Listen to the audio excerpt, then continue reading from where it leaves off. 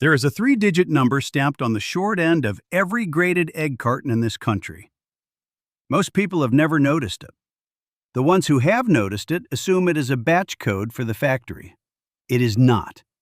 It is a date, and it is the single most useful piece of information printed anywhere on that carton. And it is more useful than the grade, more useful than the size, and considerably more useful than every welfare word on the front panel combined. And it is printed in the smallest type on the package. Meanwhile, the front of the carton is carrying cage-free or free-range or pasture-raised or farm-fresh or all-natural or vegetarian-fed or no hormones in large, friendly letters at a price that can be double or triple the carton next to it. Some of those phrases are defined and enforced. Some of them mean roughly nothing. And one of them, the one people pay the most for, is not defined by the government at all and is only worth anything when it is sitting next to a completely different logo. I will tell you which one and what to look for beside it. By the end of this, you will be able to read a carton in about 10 seconds, know what you are paying for, and know which upgrade actually changes what lands on your plate. Nothing to buy at the end of this. Start with that number because it beats everything else on the box. It is called the Julian date, and it runs from 001 to 365. 001 is January 1st. 365 is December 31st. It tells you the day of the year the eggs were washed, graded, and put into that carton. Not the day they were laid, which will usually be within a few days before, but the day they were packed, and that is close enough for every purpose you have. Sell-by, best-by, and use-by dates are a different thing entirely. They are a shelf management instruction, and they are set with a certain amount of latitude, and a carton can carry a comfortable-looking future date, while the Julian number tells you the eggs were packed a month ago. General federal guidance is that eggs are safe to eat for about 4 to 5 weeks past the pack date if they have been kept properly refrigerated. Safe, not identical. An egg keeps changing that entire time. The white thins out, the yolk membrane weakens, and the air cell at the wide end grows as moisture and carbon dioxide leave through the shell. Which is why a very fresh egg fried in a pan holds itself in a tight, compact circle with a white that stands up, and an old egg spreads out flat and thin and runs to the edges. Same grade on the carton, completely different egg in the pan. So if you poach, if you fry, if you want a soft-boiled egg that peels badly but tastes like something, the Julian date is the entire game and everything else on the carton is a footnote. And here is the small piece of practical arithmetic.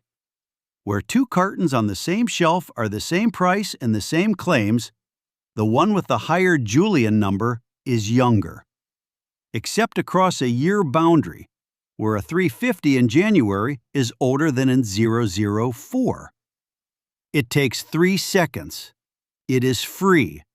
And it is the only number in this entire case that nobody put there to sell you anything. Number 2, the grade shield and what it is actually measuring. You will see USDA grade AA or USDA grade A on cartons that have gone through the Federal Grading Service, which is voluntary and paid for by the producer. Cartons that skip it are monitored by state agencies and will often carry a grade without the shield. Here is what the grade measures: the condition of the shell, the firmness of the white, and the shape of the yolk. Grade AA has thick, firm whites and high, round yolks. Grade A is the same with reasonably firm whites, and it is what you will mostly find in a store. Grade B has thinner whites and wider yolks and generally goes into processing rather than onto a shelf. Now here is what the grade does not measure. It does not measure nutrition. It does not measure flavor.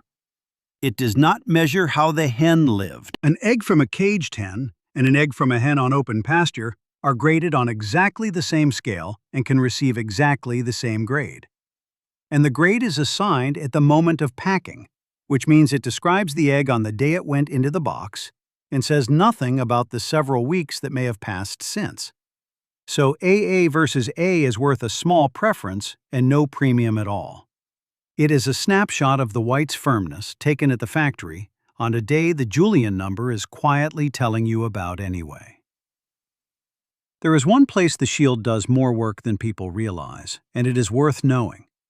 Packaging bearing the USDA grade shield has to be pre-approved, and production method claims like cage-free or free-range on those cartons are source-verified through farm visits. So the shield is not a claim about welfare, but it does mean the welfare claim printed beside it has been checked against the farm, which is more than an unverified carton can say. Number 3. Cage-free, free-range, and pasture-raised, which are 3 completely different kinds of statement. Cage-free means the hens are not in cages.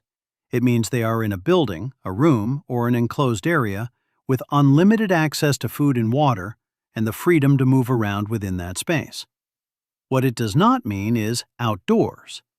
A cage-free barn can be a very large building holding a very large number of birds, and the term does not specify how much room each one gets.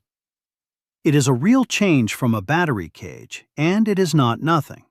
It is also not a picture of a yard. Free range means everything cage-free means, plus access to the outdoors during the laying cycle. And the phrase to sit with there is access. The rule speaks to access, not to hours spent outside, not to the size of the outdoor area, and not to what is growing on it. In practice, the quality of that outdoor space varies enormously between one operation and the next, and the label alone cannot tell you which one you are holding. Pasture-raised is the interesting one, and it is the one people pay the most for. It is not a term the Department of Agriculture defines. There is no federal standard sitting behind those 2 words on their own. What gives it meaning is a third-party certification, and this is the single most useful thing in this entire video for anybody who cares about how the hens lived. Look for Certified Humane or American Humane Certified next to the words. Under those programs, pasture-raised carries an actual requirement, including a minimum of 108 square feet of pasture per bird with living vegetation and rotation of those fields. And under federal grading policy, cartons bearing the grade shield that are labeled pasture-raised have to be certified by a nationally recognized certifying body. So the rule is simple. Pasture-raised with a certification logo is a substantive claim. Pasture-raised standing alone on a carton with no shield and no logo is a marketing phrase, and you are paying a premium for the phrase. One thing once, and then the last stretch. There is a question at the end, and the answer is 2 numbers. It takes 5 seconds. That is all I am going to say about it. Back to the carton. Number 4. The claims that mean nothing at all, and you should stop paying for these first. No hormones. Federal law prohibits the use of hormones in poultry production. All of it. So no hormones on an egg carton is describing something that is already true of every egg in the case, including the cheapest one, and any carton could print it. Natural and farm fresh. Neither is a defined standard for eggs in any way that constrains the producer. A farm fresh carton and a plain carton from the same building are the same eggs. Vegetarian fed. This one is worth a moment because it is quietly self-defeating. Chickens are not vegetarians. Left to themselves, they eat insects, worms, and whatever else moves. So a carton advertising both genuine outdoor foraging and a strictly vegetarian diet is advertising 2 things that pull against each other, and the vegetarian claim is telling you something about how little foraging is really going on.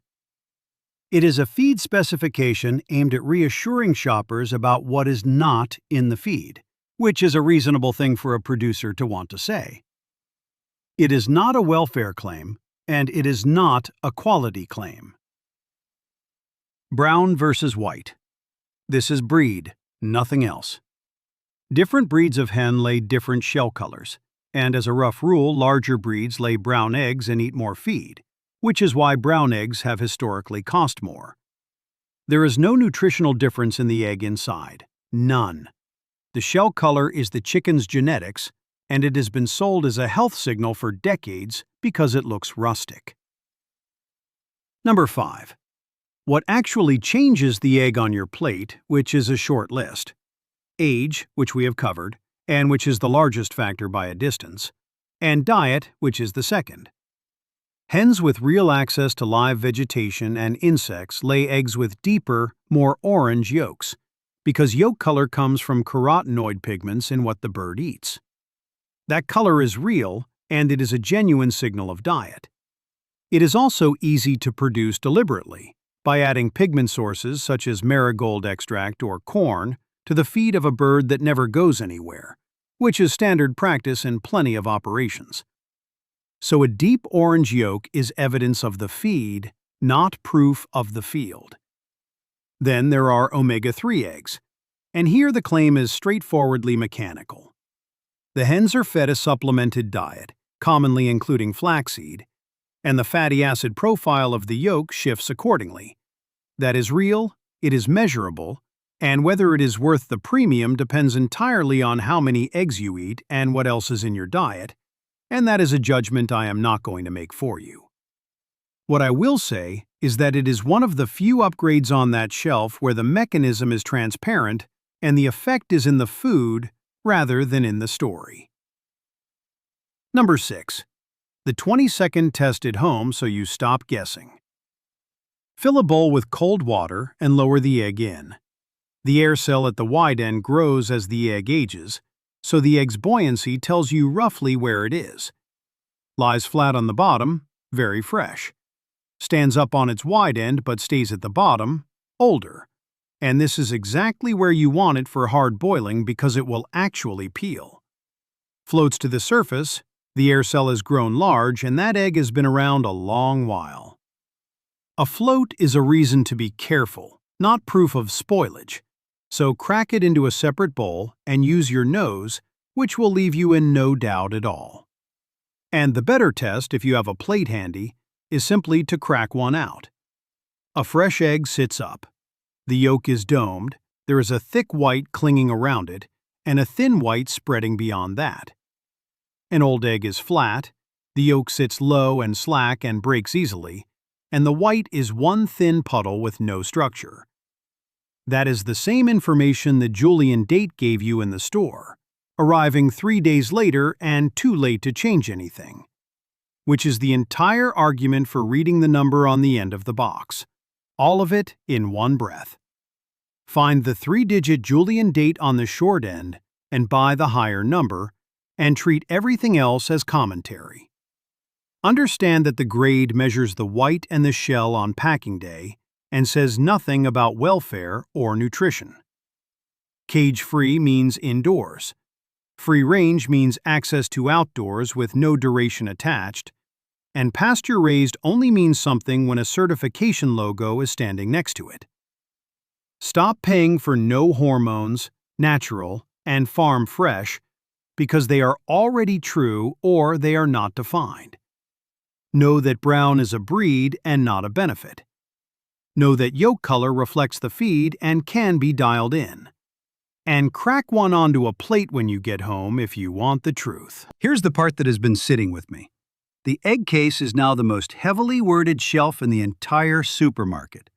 15 or 20 different cartons, each one carrying 5 or 6 claims at prices that can run triple from one end to the other. And the reason for all of that language is that an egg is a commodity.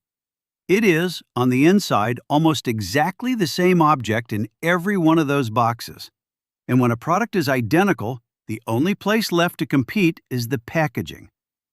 So the packaging got louder and longer and more reassuring, and the actual difference between the cartons got quietly reduced to 2 things: how the bird lived and how long ago the egg was laid, only one of which the carton is genuinely eager to tell you about.